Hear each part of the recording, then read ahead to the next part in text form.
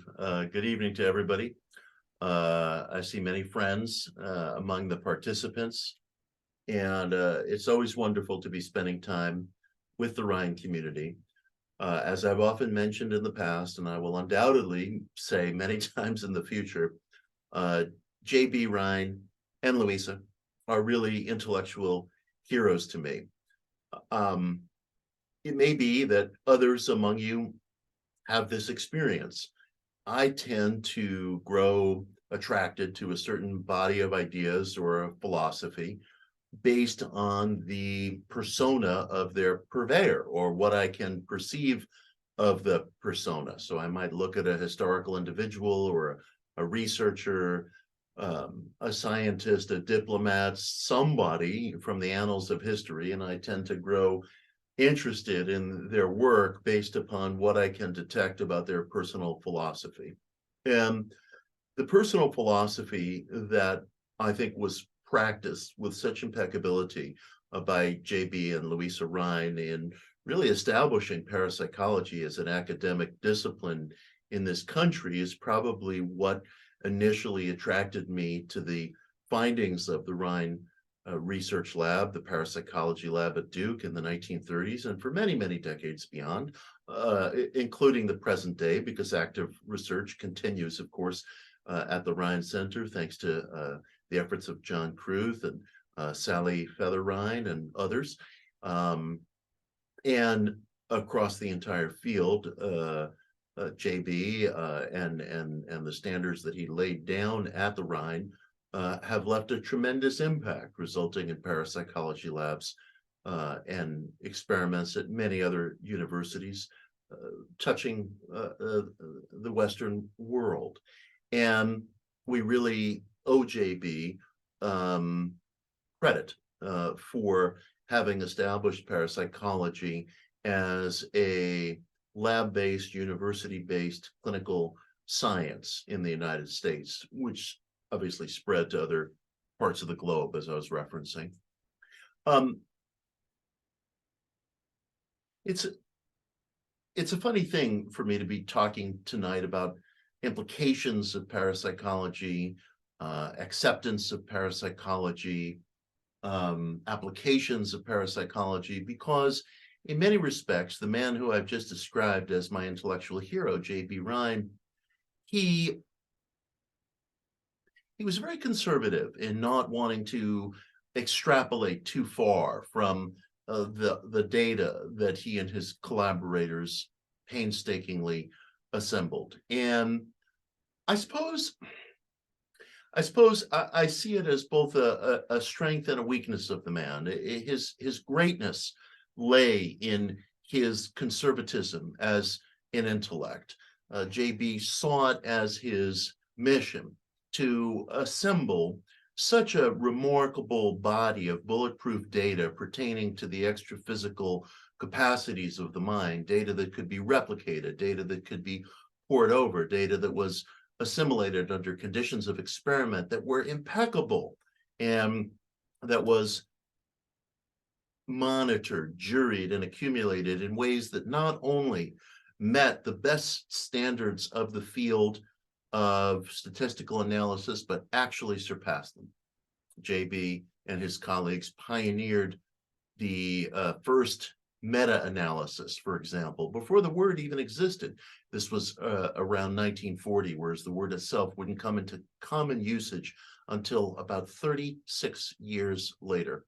JB and colleagues demonstrated that you could validate statistical findings by grouping together similar, though not identical, experiments and subjecting them to analytic models. JB and colleagues pioneered the practice of absolute transparency in the statistical sciences. It was not uncommon that statisticians back in the early years of Duke's Parapsychology Lab were accustomed to withholding null sets under the shaky justification that something perhaps was wrong in the data. There had been some glitch, so they would withhold sets. This is the so-called file drawer problem. And JB reversed this practice, reversed this practice, and demonstrated absolutely transparency of reportage of every set without exception. And when he and colleagues collaborated on the book ESP Research After 60 Years in 1940, they made every endeavor to even report unpublished data. They checked out, tracked down, and ferreted out unpublished data so that their references would be and their statistical profiles would be as complete as possible. So you can hear from the way I'm talking about this, the strength that I thought, the intellectual strength, the integrity that I think JB brought to his work, which not only helped establish the field of parapsychology on a rock solid foundation, but uplifted tangential fields as well. And yet I've said that this was also, in a certain sense, a weakness. I feel that perhaps JB could have gone further in analyzing and extrapolating conclusions from some of his own work. And had he lived longer, he may well have done that. He may well have done that. But I think he could have perhaps been a little more willing, a little more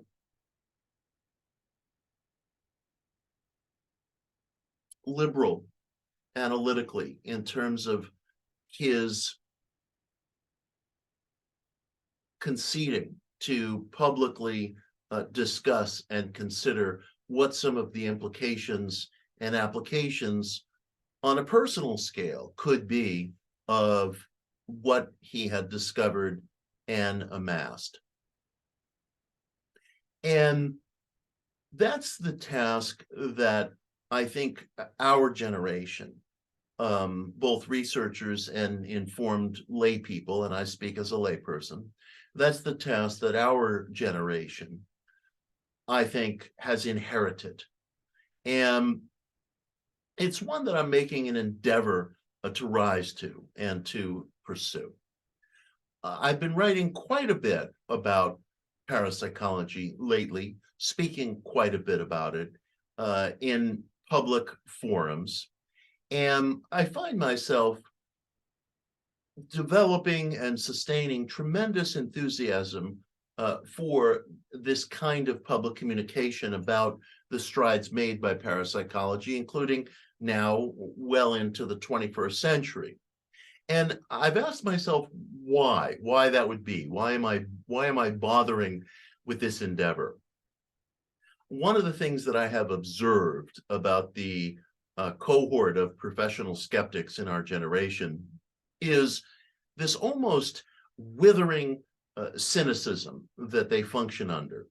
They have great difficulty understanding J.B. Rhine or Darrell Bem or Dean Radin or any of the many leading lights in the field. They really have trouble understanding these figures because they feel a sense of certainty that we're all engaged in some sort of a partisan trick.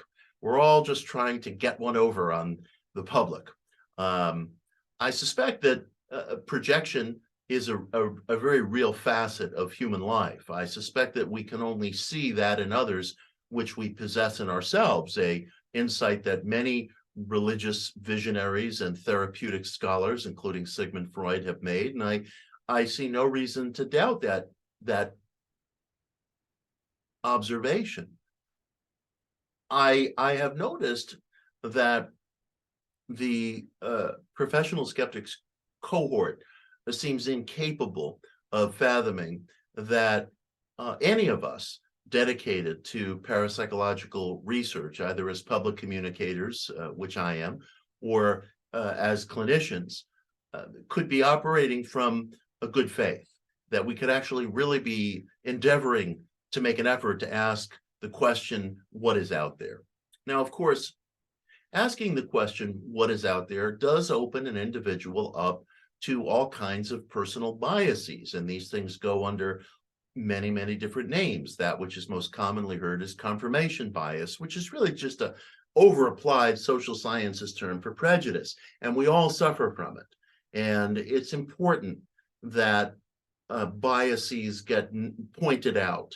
It's important that we develop statistical models like survivor's bias that are intended to reveal and mitigate against the effects of personal bias, either in organizational, individual, or social science, psychological settings. It's a very real phenomenon. But at the same time, if we limit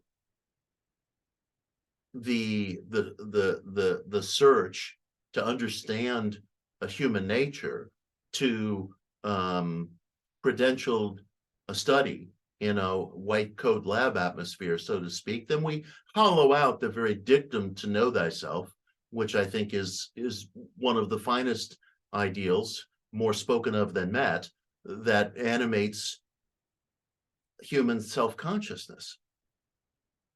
I don't think there's any desisting from the search. And one of the things that I think an understanding of parapsychology can bring to the search is a warranted belief in the extra-physical components of the human psyche. And that is what is so radical now, nearly a century on from the work that was begun by JB and Louisa in the parapsychology lab. In fact, I have remarked that if parapsychology as a field, for whatever reason, was to have stopped in 1940 and never continued, the massive and impeccably compiled statistical evidence that emerged from that lab would in and of itself be sufficient to validate the existence of an extra-physical component of the psyche. And the reason why this is important to me, I hope it's important to me for the ideals of the human search in and of itself. No further justification is necessary. But the reason why it's important to me personally is, well, it probably relates to something that William James wrote in 1895.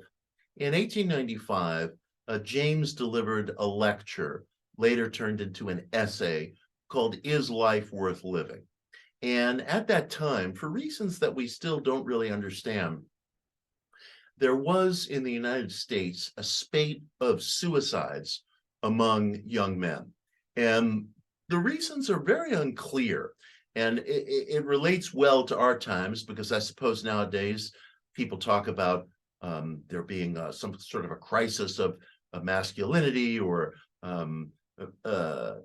men not having a clear sense of identity, belonging, not having the economic opportunities that maybe existed for previous generation, and suicide rates of addiction, opioid addiction and such, are appallingly high. Similar circumstances prevailed in the mid-1890s. And James, as an intellectual who was very engaged with the crises of daily life, gave a talk and wrote an essay in response to it. And he made many, many interesting observations in this essay. And one of them was that he wrote, I must confess, I see no reason why the appeal to an invisible world, why the religious appeal, as he put it, would not in and of itself strengthen the presence of some sort of deific force or vitality from that world in the life of the individual, and that what men and women call God, not language that I particularly use, but what men and women call God, may itself receive increased vitality and groundedness and presence in the life of the individual via the agency of belief, of faith. I thought there was truth to that. I thought there was truth to that. It's really just to say that that which you believe in is felt in a more pronounced way in your life. Hence, it seems to me that educating ourselves in a serious way, in a dedicated way, as I believe all lay people are capable of doing. I always say to people, if you're capable of sitting on a jury and deciding what may be a life or death sentence for your neighbor, you are capable of understanding and participating in life's most urgent and pertinent questions. I absolutely abide that. I absolutely abide that.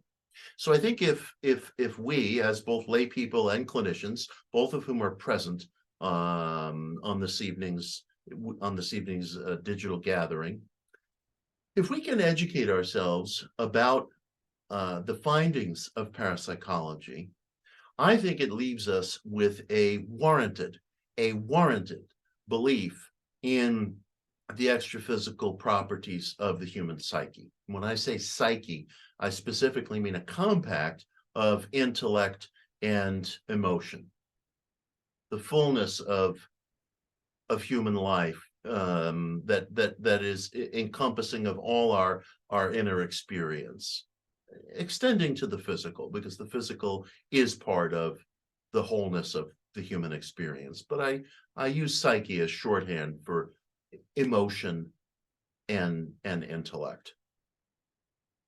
And once we have what I believe is a really warranted belief in those extra-physical properties of psyche, then we find ourselves in a position where we can begin to ask questions, real questions about application and possibilities, even if these applications and possibilities are inconsistent.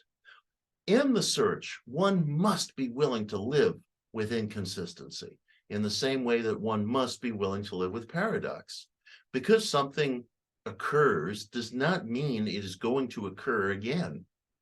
And because it doesn't occur again does not mean it is any less real. Is love, whatever it is, any less real because it happens to you once and doesn't repeat? Well, of course not. Of course not. And if something happens to you once, do you expect it to happen to you again? Well, you might hope for it, but it doesn't necessarily mean that it will. I don't understand why the extraordinary extra-physical experience should necessarily be different. If you have a crisis apparition within a dream or a crisis premonition that has meaning, that is so intimate and involved to your life in such a particular way that it's not calculable on any actuarial table, hence the product of so-called confirmation bias, it's no less real because it doesn't happen twice or 10 times. Repetition in and of itself doesn't mean that something is real. It could actually, in fact, be the product of prejudice, which seems to repeat just because of a personal bias. So repetition, while it is the gold standard of science, should not be turned into a kind of orthodoxy that validates, or for that matter, invalidates events in the life of the individual. I was giving a presentation on parapsychology a little over a year ago at a tech conference in Miami. And I was a little worried about how people were going to respond to it, because my impression was that the audience, being made up heavily of programmers, engineers, tech entrepreneurs, might be a kind of a materialist, physicalist crowd. And I wasn't sure whether they would respond enthusiastically to the material. I had only about a half hour to talk. So I got up to the podium and I said to myself, this is time to just come out with the greatest hits, and that's it. And I talked about the Zener card experiments of J.B. Rhine. I talked about the Gonsfeld experiments of John Honorton, and I talked about the precognition experiments of Darrell Bem. And those were my greatest hits. And I explained how you're not going to find any of this stuff on Wikipedia. So if you like what you heard and you want more information, you ain't going to find it there. If you don't like what you heard, spend all the time there you want, because you'll find all the reasons to disbelieve me, albeit they're flawed, they're incomplete, they're partisan, and they're riddled with language like pseudoscience, which has lost its meaning due to falsity and overapplication. To my pleasant surprise, people really liked the talk. A lot of people came up to me afterwards, people I didn't know, tech people, people I don't necessarily spend a lot of time with in day-to-day life, people for whom I can't do any favors, and they seemed to like it. And there was one guy who came up to me, and he was a venture capital guy, and he said, I liked what you said, I liked your talk. And we started talking about application, and he said, you know, your problem is, in terms of application, your problem is, it's like you got an engine that works 10% of the time. And I thought that was a pretty good criticism. I thought that was a pretty good criticism.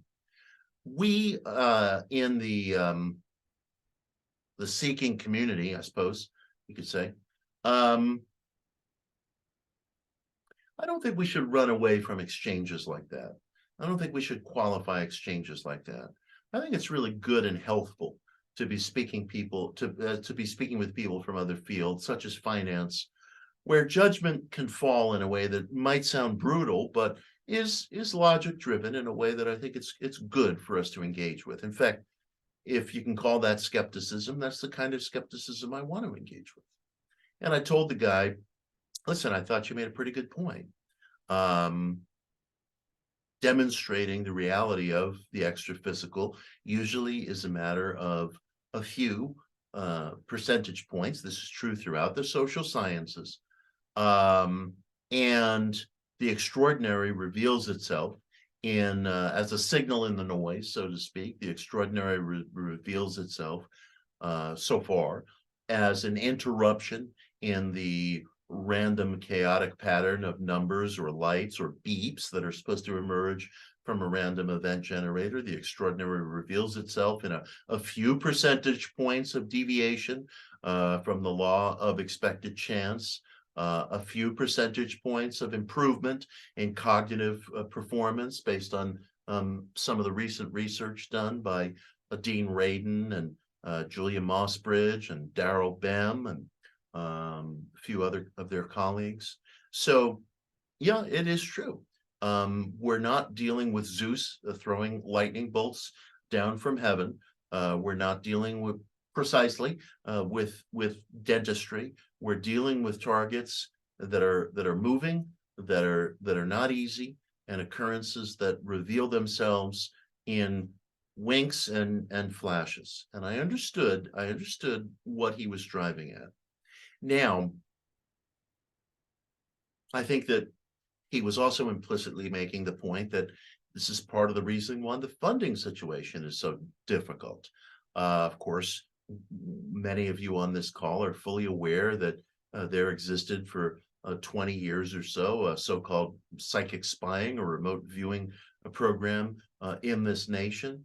And there was some military and intelligence funding available for that program. Funding for similar programs has been available in other nations. There have been very interesting discussions about applications of parapsychology data, including for profoundly sensitive data systems, including defense data systems, where it might be very important to shield networks against these ineffable but no less real influences that could have an effect on the traveling of quantum bits of data or very sensitive electrical impulses through circuitry.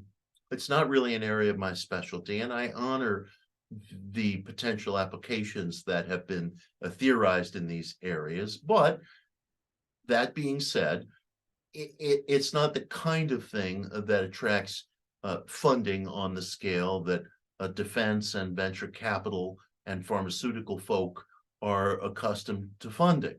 And the academic funding situation is difficult because the cohort of professional skeptics to which I was referring earlier have, unfortunately for intellectual life in the West, been very successful. They have made inroads into media academia, reference sources like Wikipedia, sometimes displaying very, very poor standards, very often basing their summary judgments on a lack of research or on research that would fail even the most rudimentary standards of scrutiny. But they are a well-organized cohort, and to the victor go the spoils, and the spoils in their case has been an ability, at least over the course of the previous generation, to disable the legitimacy of parapsychological research in some quarters. Hence, the funding atmosphere is very, very tough. People often ask me, what would you like to see happening in parapsychology next week? And what I'd like to see happening is an open doorway through which funding flows.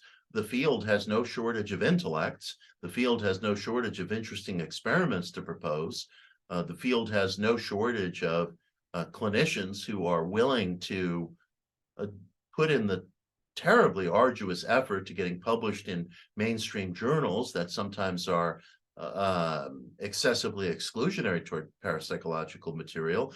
The field doesn't have a shortage of public communicators who care very deeply about getting this information out to general readers, listeners, seekers, students. But the field has a funding problem, and that is a very serious issue. And if I could solve that tomorrow, I assure you I would. But as with many things in life, well, let's face it, money is not the meaning of life, but money does solve a lot of problems. And we have problems that would give way to appropriate funding next week were it available. At the same time, I have to say that, well, I suppose this sort of goes back to what Friedrich Nietzsche wrote, out of life's school of war, that which does not destroy me makes me stronger. There's a lot of wisdom in that aphoristic statement. I think we as a community have excelled intellectually in ways that the skeptics or those who would dismiss parapsychological data within the journalistic world and such have not. I am very, very heartened by the quality of intellect that one finds within a lot of parapsychological circles. Being locked out, having the road made difficult for you, well, what builds muscle, metaphorically and literally? Tension, resistance. A resistance training tones the body. Resistance training tones the intellect. If I had an easy time placing my articles on parapsychology, quite frankly, they probably wouldn't be as good.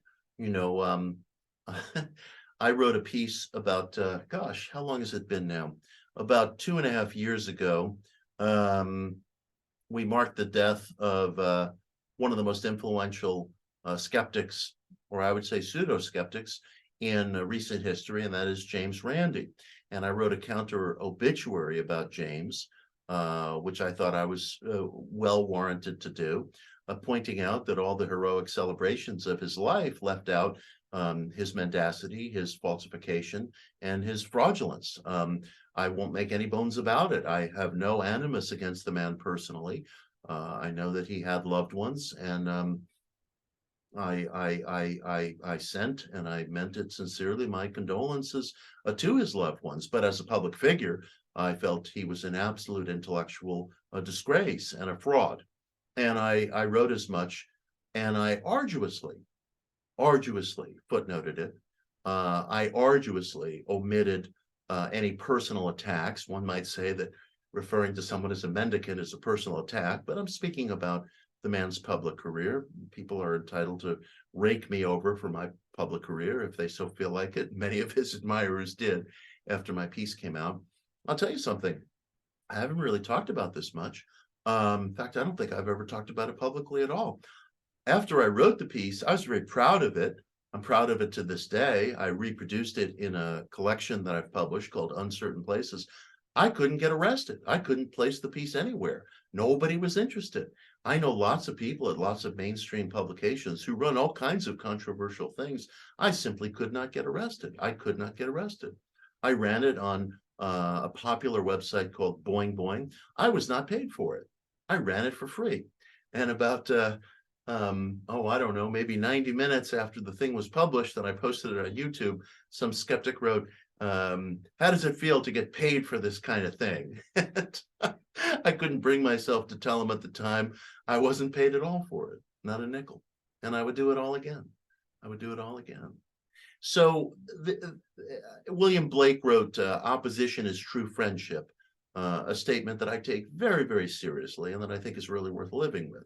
So the opposition that we've had to face as participants in parapsychology has probably made us intellectually stronger. I would write that piece again in a heartbeat. If nobody paid me for it, so be it. So be it.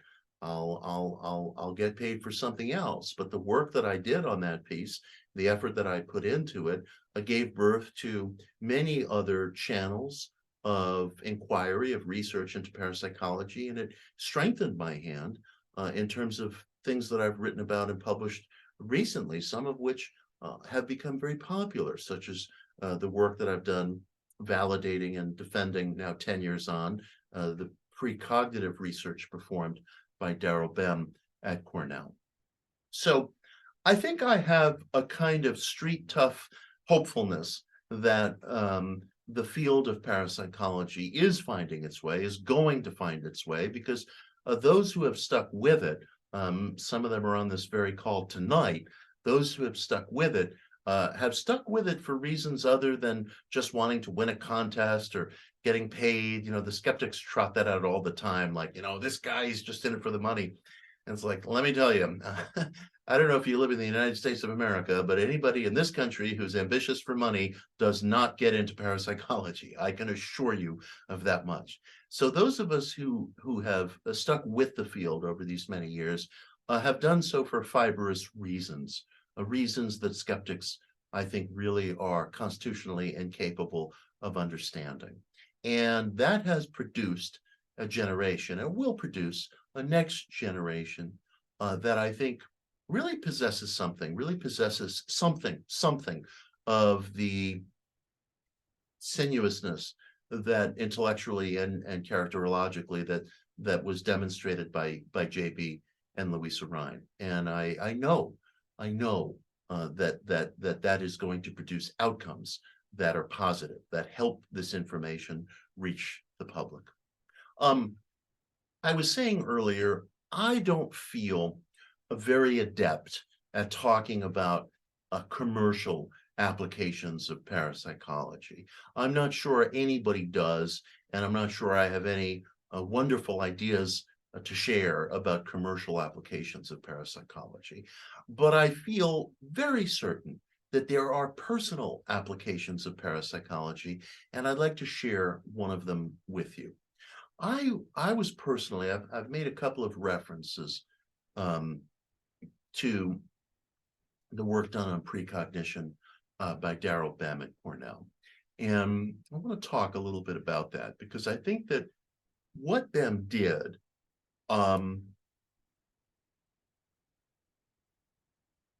really presented the prospect of application in ways that I think are just profoundly exciting. You know, some people, some colleagues, some people I really love have said to me, look, you are too hung up on lab results. We found everything we're going to find in a lab about parapsychology. We need new models. We need to go out into the field. We need personal stories. We need testimony. Those things are vastly more persuasive than a few percentage points in a forced choice study somewhere or something of that nature. And I can't agree with that. I can't agree with that. I dig where they're coming from, and the people who direct these criticisms at me are friends, and I want them to be critical. And certainly they're correct that no statistical body of data will ever convince a rejectionist, and that prospect has long been settled. Experience is the only thing that will convince a rejectionist or somebody who's on the fence. And I validate that and I applaud that. And there are people who do wonderful work of documenting experience. The Rhine Center itself is a place that, as Steve was saying at the opening, has created a kind of open space for people to discuss experiences. So that's very important. That's very important. But I was blown away by the quality of BEM's data and by its applicability. And it gave me renewed faith that both testimony and data work hand in hand. And we as a seeking community can nurture and sustain both. Now, most of you this evening are probably somewhat familiar with BEM's work. So I'm going to talk about it in real shorthand, because what I want to do is say something about application. And I also want to leave us adequate time for exchange. Now, in 2011, Daryl Bem, a research psychologist at Cornell, published a paper that presented cumulative research that he had been conducting for a decade into precognition. Some of this research built upon work that had been done previously by Dean Radin and others, in which Bem was able to demonstrate that triggering images elicit a foresightful bodily response before they have been displayed to the individual. And Bem, acting on the insight, which I think has been accumulated for decades in parapsychology, that to elicit a response from an individual requires that he or she have some skin in the game. That was an observation that JB had made himself. And Carl Jung actually made reference to JB's observation and was very interested in it. JB observed that if the subject were invested, were enthusiastic, his or her scores would spike. If the subject were bored, were indifferent, or if there was an atmosphere of defeatism in the lab, the scores would sink. Maybe you take a break, you have some caffeine, you do something else, and then the scores spike again. So hopeful expectancy, as in placebo studies, proved to be a very important trigger in terms of determining whether there would be any results at all in the lab. Reward anticipation also has proven to be a significant trigger. And although certain skeptics like making fun of it, what Daryl Bem did was to use mildly pornographic images in some of his trials, because the idea was, I suppose, that it triggered some sort of arousal, reward anticipation. You needed to have images. You needed to have images that enlist the emotions. I said earlier that I define the psyche as a compact of intellect and emotion. And one of the ways that you seem to summon the ESP response, if there's going to be any at all, is through using images that are either viscerally disturbing, which is something that Dean Radin has done work with, or that are palpably arousing, which is something that Bem has done work with. So I think Bem, in some of his experiments, found an improved model for testing for precognition as measured in bodily response. But his most innovative experiments were numbers 8 and 9 out of a total of 9 experiments. And these experiments involved what he calls retrocausality.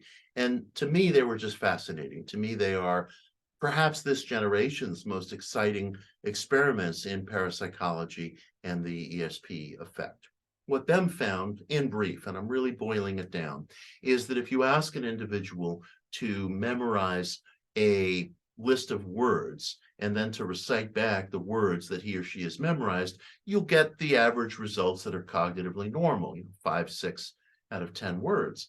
If you add a wrinkle to that, where they memorize the list of words again in the future, after you have asked for their recall results, the results spike. The results spike. Cognitive performance improves in the so-called present based upon a renewed study of the list in the so-called future, establishing what Ben referenced as a retrocausal effect, a retrocausal effect. And of course, at first glance, this seems absolutely impossible because we understand past, present, future as plainly as we understand that water is wet. And yet the fact is, it's not ultimately real. It's conceptual. There have been innumerable experiments going back literally to Einstein's time-space theories demonstrating that linear time bends under certain conditions. It is not an absolute. Linear, most simply speaking, linear time bends under conditions of extreme velocity at or near light speed. Linear time bends under conditions of extreme gravity, such as what you might find in a black hole. Linear time bends and doesn't behave according to almost a century at this point of data coming out of particle physics or quantum physics. Certain objects, certain atomic scale objects, one known as a positron, seem to actually move backwards in time when very exquisitely and carefully measured, reversing charges, reversing things that had been safely tucked into what we call the past. And the fact is, neither particles, light, gravity, or the properties of the psyche necessarily behave according to linearity. Linearity may be, and certainly seems to be, an absolutely necessary facet of perception in our five-sensory world, but it is not the ultimate name of the game in terms of the nature of reality, any more than gravity as we experience it on planet Earth is the name of the game in terms of mass, weight, and the functioning of our surrounding environment. There, gravity is omnipresent; it's a universal law, but it behaves differently under different conditions. Time seems to function in the same way, and now BEM assembled this very carefully into a scrupulously reported and assembled paper, worked very hard to place it into a mainstream journal. He was absolutely excoriated for the results. A team of skeptics operating very, very loosely, and I've written about this and critiqued it. I won't go into it here. Attempted to retread BEM's results, and in order to get a negative result that satisfied them from a partisan perspective, they actually violated their own ground rules. They violated their own rules of the road and didn't disclose affirming experiments that appeared within their own database that had been contributed by other researchers, nor did they ever make any adequate excuse for why they didn't report these results. So this just gives you a small kind of peeking through a keyhole look at the way in which the pushback that BEM was subjected to really sought to depict him as a clinician who had just completely lost his way. There was an article in Slate magazine referring to BEM being carted off to crazy land. BEM was excoriated in an article in the New York Times that lumped his research in with other polluted data without ever once demonstrating that BEM's data was polluted. I've written quite a bit about this and won't go into it, but I decided 10 years on to revisit BEM's data. And I, as somebody who is positively disposed towards parapsychology, as somebody who is an advocate of parapsychology, had read so many negative assessments of BEM's data that I was prone to believe it myself. And in fact, I wrote to Dean Radin and I said, is BEM's data too pockmarked by problems and inconsistencies or lack of replicability to be considered among core data in the field. And Dean, in his usual understated fashion, wrote back to me, BEMS data is fine. So I thought, okay, challenge accepted. I'm going to go in and see what the reality is versus what you're reading on Wikipedia or what you're reading in the media or what's being said in a skeptical response to BEMS data. And what I found is that, in fact, BEMS work was validated in a meta-analysis consisting of 90 experiments, including his originals, at 33 different labs in 14 different nations.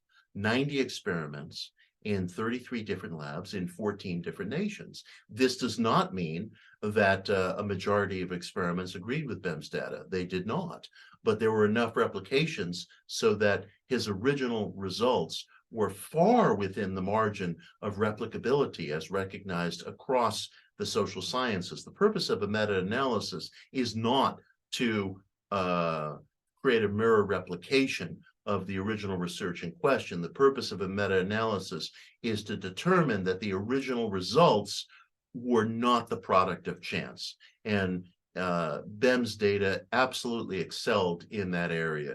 It's estimated that there's about a 5% chance that data will just be the subject of randomness. BEMS results went to the margin of validity of 20%, far surpassing the possibility of this chance threshold. So the BEM data is real, or the social sciences and our means of gathering statistics are fully and completely and fundamentally broken in some way that we don't understand. But if you're looking for a poster child for that brokenness, the last place to look, in my estimation, is Darrell Bem, who has been subjected over the course of 10 years to closer scrutiny and meta-analysis than most other data that comes out of the therapeutic, pharmaceutical, or social sciences field. So there is every reason to say, and in fact, it would be unreasonable not to say, that BEMS data is the real deal. There is a precognitive effect.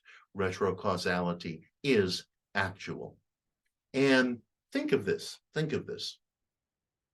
The effect that we're showing demonstrates that you can slightly but significantly spike your cognitive ability by studying in the so-called future for a task, a test, or some undertaking in the so-called present.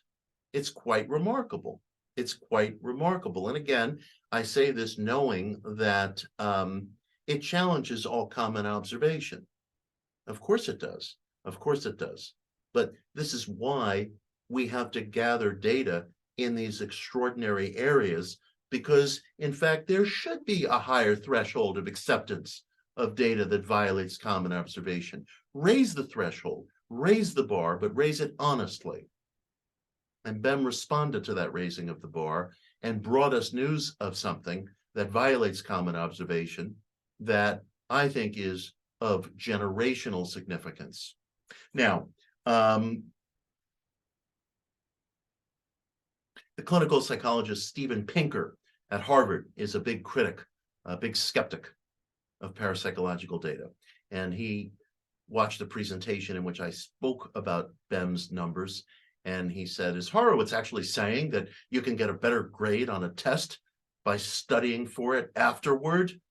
And of course, it's a truism of debate tactics that you're not supposed to respond to a baited question. You're not supposed to respond to a question on the terms or premises that your opponent states it. But I'm going to violate that strategic dictum and offer a simple answer. Yes, that's exactly what I'm saying, because I'm following the data. That doesn't mean that if your professor returns a paper to you and you've got a B, that B is going to magically change to a B+. No, that's not what BEM found.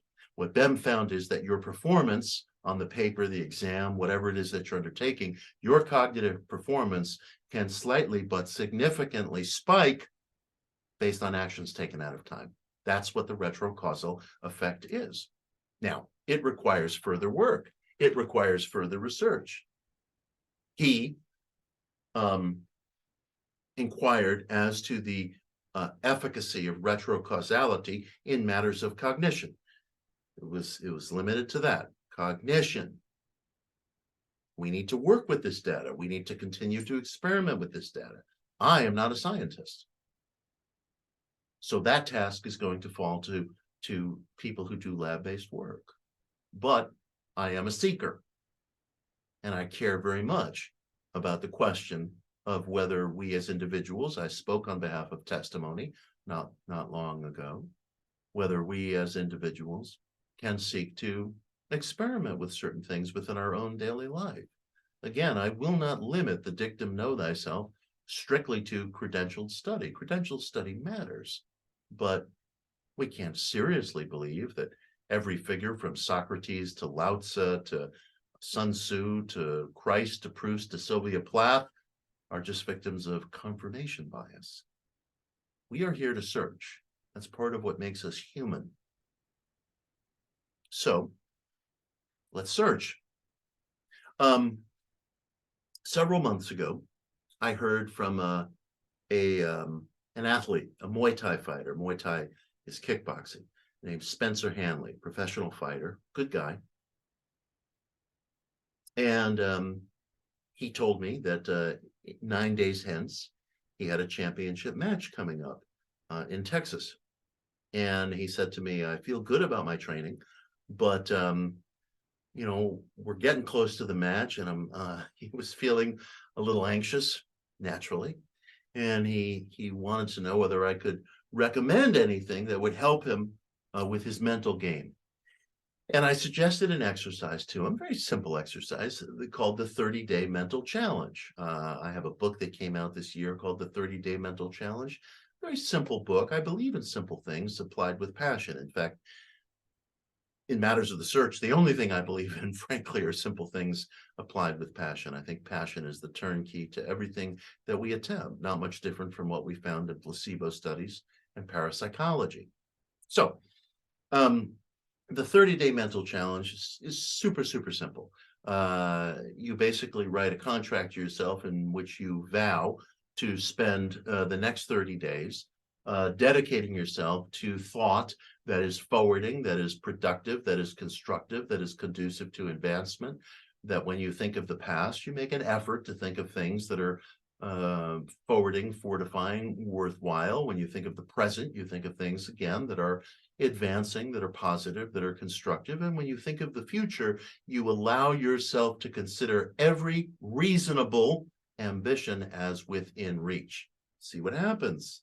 See what happens. So simple that most people don't want to do it. Well, most people won't do anything. So I try to make it so simple that any of us will do it if we have the slightest impetus. Turns out, if you try this exercise, you'll discover it's not so simple as it seems. You'll discover that like a riptide or an undercurrent, we are constantly, and for very many different reasons, drawn in the direction of depleting, unproductive, negative thought. It's just part of human nature. It seems baked into us. One of the reasons why it may be baked into us is because we may very well enjoy it. You know, we all tell ourselves, gee, I just want to get along with people. I just want to be happy. Take a second look at that. Take a long, hard second look at that. I think we enjoy contest. It wasn't for nothing that, ancient Rome put gladiators in the arena to entertain the public. It's not for nothing that our most popular video games are war games. It's not for nothing that violent sports are among our most popular sports. Let's face it. We as a human species enjoy contest. So don't be so sure that what you want is peace. Don't be so sure that what you want is everything to be nice and fluffy and positive at home. We all tell ourselves those things by rote, but human nature is pretty tough. So when you do a simple exercise like the one I'm describing, if you look carefully and if you really try, which most people won't, you'll discover some things about human nature and possibly about yourself that will be worthwhile. But you may also discover that the exercise produces remarkable things in your life, sometimes quite quickly, that don't seem so simple either. Now, of course, again, we get what we're looking for. So one has to be careful of personal biases, but they're baked into us in the same way that the love of contest is baked into us. If it means we stop searching, then it means we've stopped being human. We've stopped breathing in a certain sense. So I really encourage people to try this exercise, as I encourage Spencer. And he said to me, listen, I like the exercise and I'm going to do it, but the match is in 9 days. Do you have something that's more short term? And I said to him, describing Darrell Bem's work, much as I have just now, I said, this is short term. This is short term, because we have reason to believe that performance is spiked by actions that we take in the future. Just try it. Just try it. At the very least, I can guarantee you that your opponent's coaching team is not directing him along the lines of retrocausality. I can assure you that the corner men with your opponent are not quoting Darrell Bem as a way to excel at a Muay Thai contest. And he liked the reasoning. He did it. And I really want you to think about this now. You know, the fight, as I said, was 9 days hence. The exercise is 30 days. He's training for something that occurs in a so-called a post-fight, so-called future to his fight. He's doing exactly what the subjects in Darrell Bem's experiments did. Now, Bem was testing for cognition, it's true, but cognition is tied up with motor skill. It's bound up with motor skill. Why wouldn't it help an athlete? It seems to me a very, very short and reasonable leap. Now, Spencer did win the fight. He came out, I saw immediately, watching a video of it afterwards. It's up on YouTube. Put Spencer Hanley into YouTube. You can watch some of his fights. I saw he came out. He seemed relaxed. He seemed very together. I liked his choice of entry music. Most Muay Thai and MMA fighters, boxers, will choose entry music that's some sort of ear-bleeding hip hop or techno metal or something like that. He chose the pop song Heaven is a Place on Earth by Belinda Carlisle. And one of the announcers said, the fact that he's coming out to Belinda Carlisle makes me so happy. And he looked great. He looked relaxed, and he controlled the fight all the way through, and he won. Now, he may have won anyway. He was well trained. He's a skilled fighter. He steps into the ring. He knows what he's doing. But he asked me for an exercise that would help him with his mental game, and I gave it to him. And it didn't need to be an exercise that occupied the 9 days up to the fight. It was an exercise that I felt, and that I think he felt, drew upon the retrocausal thesis that Bem did such an extraordinary job of demonstrating, and that has been validated in meta-analysis. So if one wants to talk about application of parapsychology, there is 21st century application, and it's performance-based. And that's just one sliver. That's just one sliver of the possibilities and the vistas and the questions that this material opens up to us in a very warranted and validated fashion. There may be lots of other questions. You know, I very much believe that it's terribly, terribly important that the individual, you the individual, surround yourself with people who are validating influences in your life. And don't dare think for a second that that's just some pretty sounding bromide. Don't dare think for a second that's some pretty sounding bromide. I believe deeply that we as a human community have spent far too little time considering the really terribly deleterious effect that we suffer from tormentors, from bullies, from cruel people. And I am astonished as I get older at the numbers of people I meet who live out their lives in proximity to cruel people because they feel that the social consequences of separating from such people are just too great to take on. Talk about conventional thinking. Talk about conventional thinking. There's always going to be consequences to anything that we do. If you sit at home in your house all day, there's going to be, physical and psychological consequences. There's consequences and unforeseen ones to everything that we do. But if your house is on fire, you don't say to yourself, well, the consequences of running outside might be too great. Yeah, they might be, but the overwhelming possibility is you're going to be delivered to physical safety. And everybody acts on it. Everybody acts on it. Why don't we do the same thing with regard to cruel people? Because if this data that I've touched on in so brief a fashion is true, and I think we have far, far too much statistical evidence at this point to reasonably assume that it is not, then just think of the psychically deleterious effects that you might be experiencing all the time from being around cruel or depleting people, not just during periods of confrontation, but during periods of sleep, during periods of going about your work, your business, doing things that might be conducted and carried on without proximity to them. In other words, what I'm trying to get across is that the impact and the emotional crisis caused by having depleting, hostile, cruel, bullying people in your life might be a kind of ever-emitting, radiating force that you're experiencing all the time, maybe in a low-grade way, maybe causing you low-grade depression, causing you low-grade anxiety, causing you ennui, serving as a barrier to your creative abilities, serving as a barrier to your problem-solving abilities, burdening you with personality traits that in fact are not really intrinsic to your character, but that come out when you're in threatening circumstances. And if we participate in an extra-physical dimension of psyche, which I think is beyond question, then the impact of being around depleting people may be continuous, may be felt throughout your life.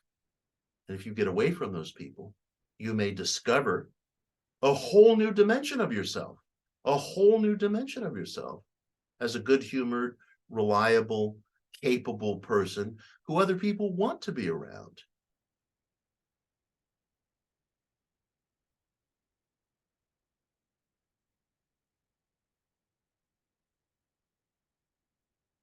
I've witnessed this in my own life.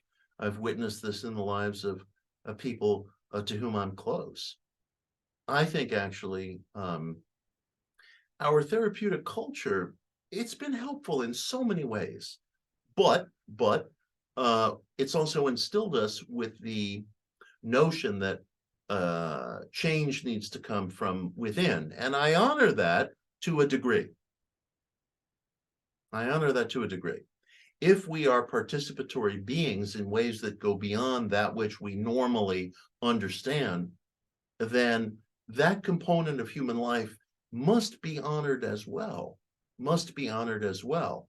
And it tells us, it seems to me, or at least suggests, that the circumstances, the human circumstances in which we find ourselves, the relationships in which we find ourselves, may be a consistently burdening or fortifying aspect of psyche in ways that go beyond just our normal fight or flight response. These things may be going on constantly, all the time, as a kind of emission signal that proves either fortifying or depleting in the life of the individual. I personally believe that many of us have too many relationships in our lives anyway, and that we can afford to be much more careful and selective about those relationships, and that there are reasons for that that go beyond the ordinary ones. We often use metaphors.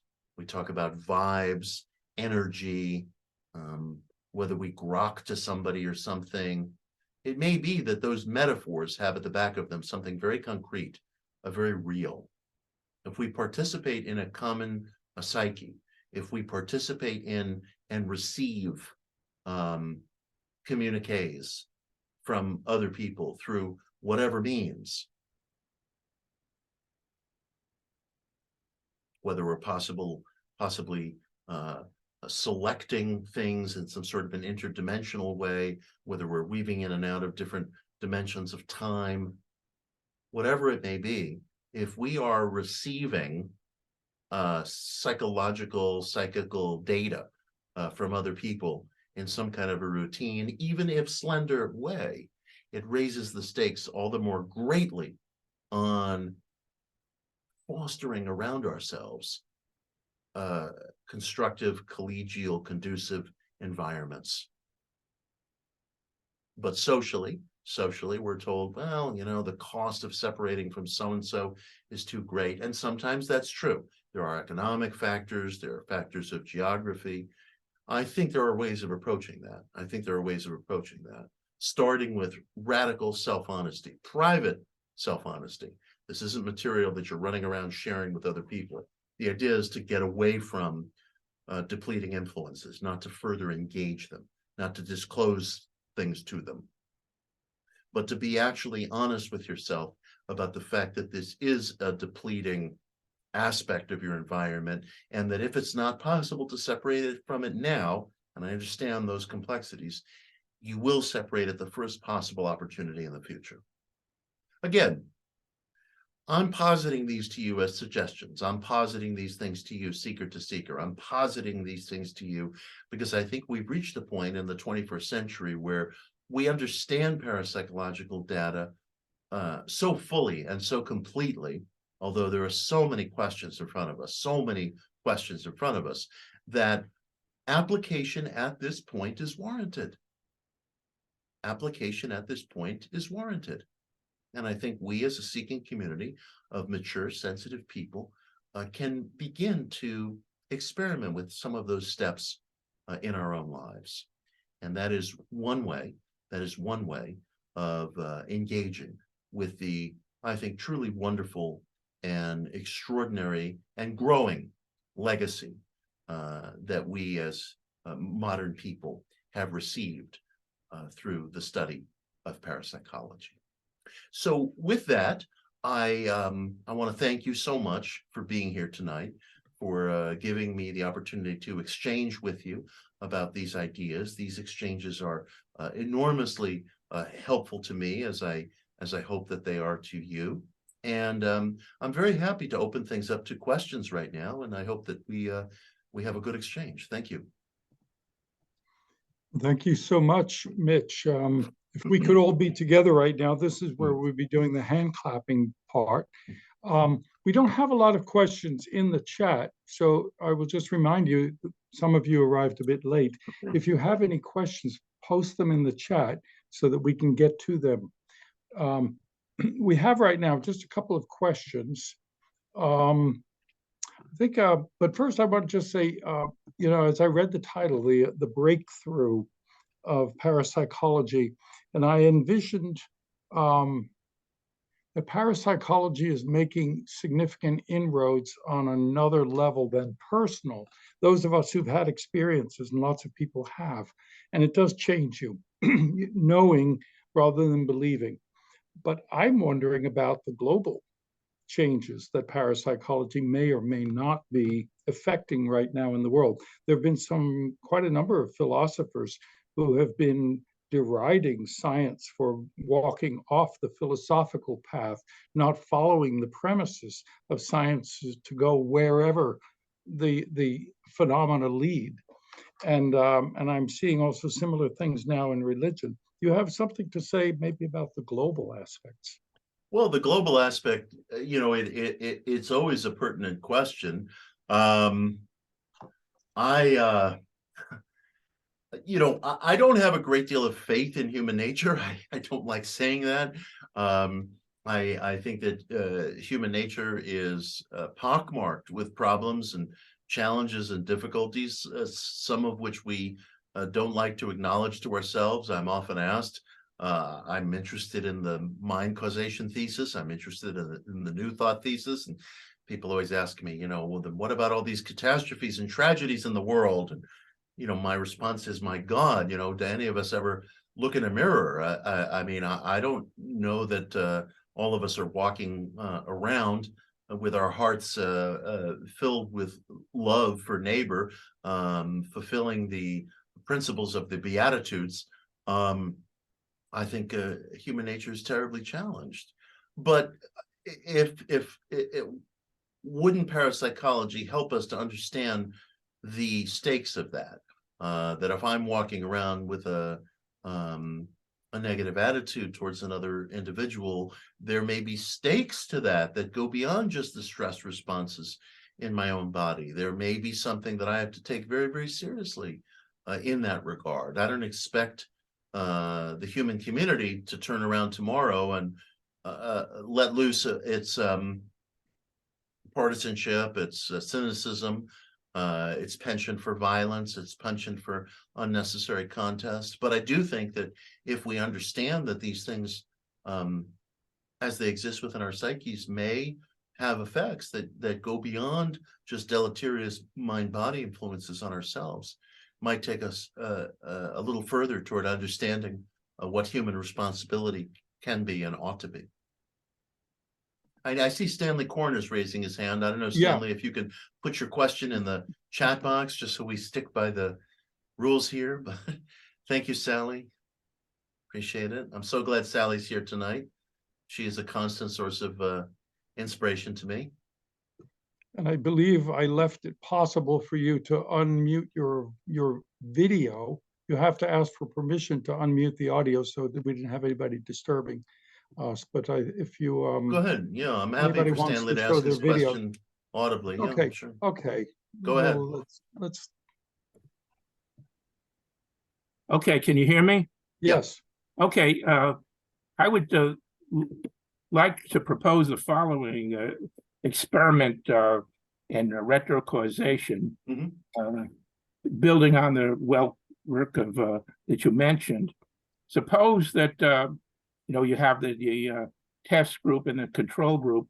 You give them the words, and normally the test group you would have them at a future time study the words.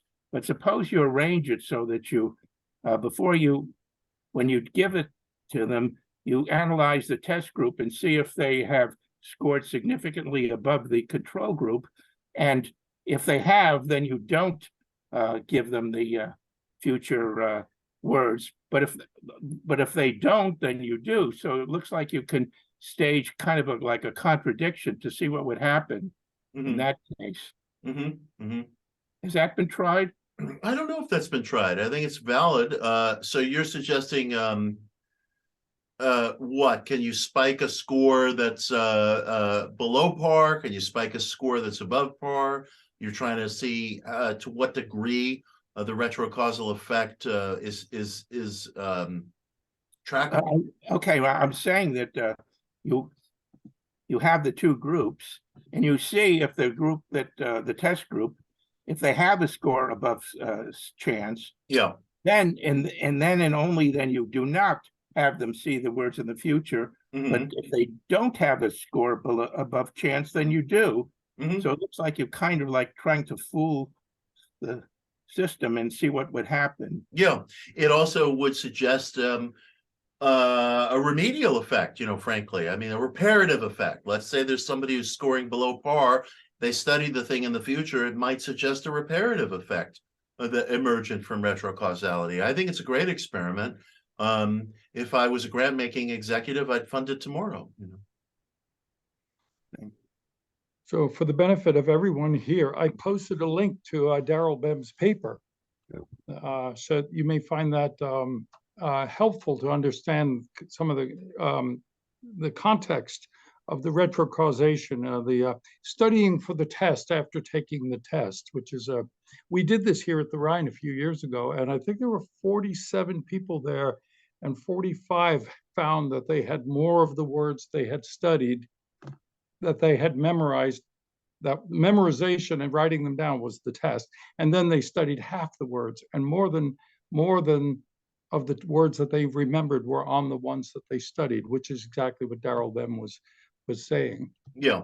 Now, I think in Bem's case, the folks didn't know, it was a blind study to the extent that the folks didn't know, oh, I'm going to be repeating this and this is the goal, which is helpful, which is good, because one could argue, well, gee, there's a desire to sort of please the experimenter. There's this desire to get the result that we're all looking for. I think it's a valid test, but one would have to look out for those biases, if the subject knew what was expected of him or her. I think the subjects were kept in the dark as to expectation, but I appreciate that. Yeah. And certainly when you're just asking an audience, how many of you found more of the words you studied, that's not, they're scoring their own papers. Yeah. So that certainly doesn't rise to the level of a proper experiment. Yeah. We have a question here. It's a curious question. I would be very interested to hear the answer. I'll just quote it. Having viscerally stimulated stimuli would tend to tie in with the ancient or reptilian brain. They're talking about Darrell Bem with the precognition, or choosing the erotic image when you're choosing two closed curtains and one has an erotic image behind it. And they were scoring, able to determine that higher than perchance. So he's asking here, would this ability tie in with that part of the brain, say the reptilian or ancient part of the brain? Well, I think, yes. I think anything that deals with arousal, fight, flight ties in with the so-called reptilian or primal brain. And I think that emotions are long established as a part of the as part of having skin in the game with respect to parapsychology. There has to be a visceral wish. There has to be some sort of yearning to participate, some anticipation of reward, and again, Dean Radin used imagery that was sometimes disturbing. Bem used imagery that was arousing, and I think that yes, it speaks to that aspect of the brain, and it speaks generally to some sort of anticipatory quality. There was a question I see in the chat from Marlene Craig, and she writes, what effect or role will AI have on parapsychology and humanity in the future? And that's a terrific, terrific question, because I'm so struck that we as a human community right now are marching toward AI, and we're using the term constantly without there really being a consensus of what intelligence actually is, without there being a consensus of what consciousness actually is. And it seems to me that there is an extra physical component to the psyche or to the intellect. We know from fields like neuroplasticity that sustained thought has an effect, a measurable, trackable effect on the pathways through which the neural pathways through which electrical impulses travel in the brain. So we know that there is a psychokinetic effect based on decades of parapsychological study. So if we know there's a psychokinetic effect, if we know that what we call a thought, of which there's no consensus definition, affects brain biology, it's literal mind over matter, as Jeffrey M. Schwartz, the research psychiatrist who pioneered the field of neuroplasticity at UCLA, says, if we know there's an extra-physical component of mind, can we create AI, or are we creating something else that deserves a different name? And if we're going to persist in calling it intelligence, well, we're blinding ourselves as a culture by not acknowledging the extra-physical capacity of intelligence, and thereby using that as a yardstick to help determine whether there is such a thing as AI, whether there is such a thing as AI, and what markers, what qualities of performance would have to be reached in order for us to really speak in terms of artificial intelligence, if we're going to use that language. See, this is another of these areas where materialism has been so successful at culturally suppressing the discussion around parapsychology that we're left without an important tool in terms of even defining what intelligence is, even as we march off towards something called artificial intelligence. Let's have all the tools in our belt possible. And this is among the many reasons why acknowledgement of parapsychology data is so important if we are going to excel, if we are going to do our best work, if we are going to have some greater degree of clarity on who it is we are and what it is we're now apparently creating. We have here in the chat another question. It's a little bit different topic. Someone has asked your thoughts on the validity of Gary Schwartz's soul phone experiments. Oh, I'm very interested in it, but to be frank, I just haven't studied it, and I'd like to learn more about it. My knowledge of it is so colloquial and surface that I just can't speak to Gary's experiments. I'm sorry. So I had a question. Let's see.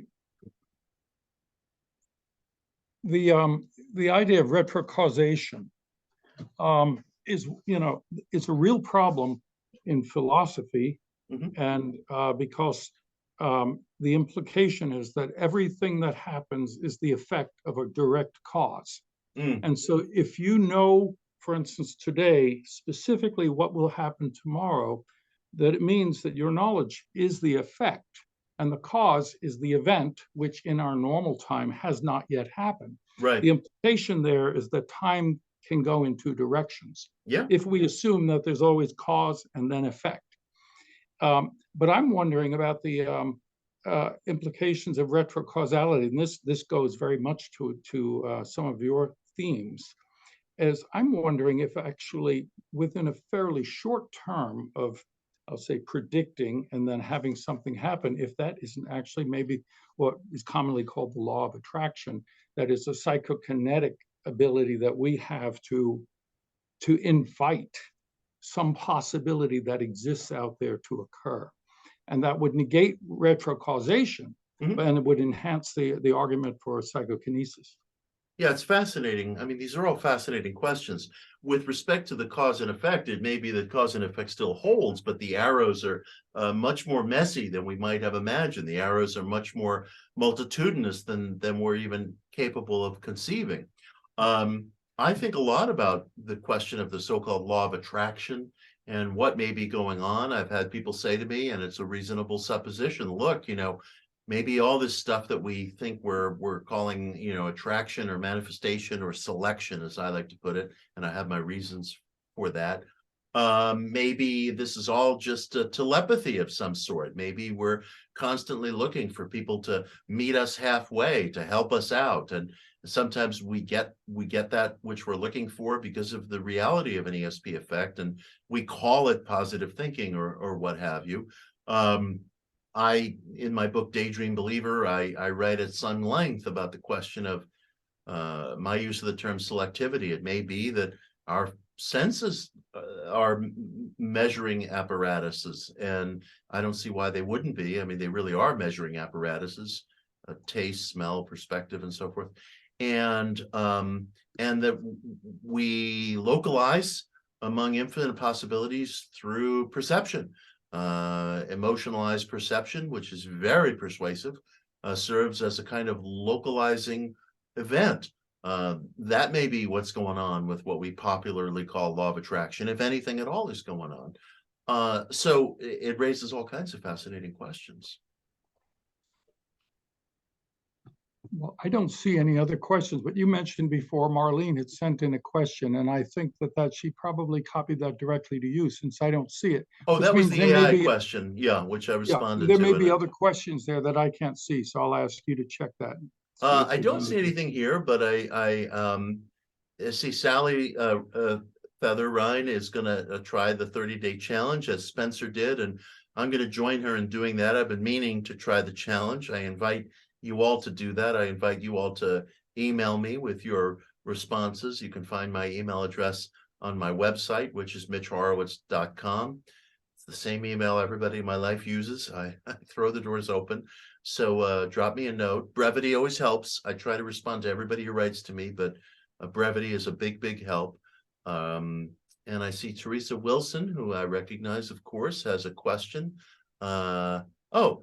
Well, thank you, Teresa. She's just saying she's looking forward to the opportunity to participate in the 30-day challenge. So I appreciate that. I'm currently completing a new book right now called Modern Occultism, which is a history of the occult from Cleopatra to the present. So the challenge will be helpful to me as I'm endeavoring to finish this book. Otina asked, could you post info on the 30-day challenge? Yes, the info is super easy to find. If you want to read a short article about it, it's on the website Medium, and it's just called the 30-Day Mental Challenge. I also have a short book called the 30-Day Mental Challenge. And in the Kindle version of that book, I have the story about Spencer Hanley that I mentioned. In the print version of that book and in the Kindle, there's lots of good material that I think will help the individual along his or her way. So, but you can find that exercise in a number of places. The book is the most recent, but there are other places as well. So I think, that seems to be our questions. I just really want to thank everybody for these exchanges. I can assure you that they're enormously helpful to me. There's nothing like sharing ideas with collaborators, colleagues, friends, and these sessions are very helpful to me. So I thank you all. So I guess that will conclude our evening. If it's a bit early on our side, usually these things go up till 9 o'clock. I know John Kruth, when he does this, he's not afraid to open the, invite people to sit and chat and such. So I'll extend the same. You may now unmute yourselves. You may now start your videos. Oh, you can't start. I don't want you to start videos. Let's see. Hold on. Share screen? No. Okay, you can chat and unmute. Anybody who wants to hang out for the coffee clutch. Right. I'm going to say goodnight. I thank you all, and it's wonderful to be with you. I'll be with you again soon. And great to see you again, Mitch. Thank you so much. Thank you. Thanks for proctoring. Thank you so much, everybody.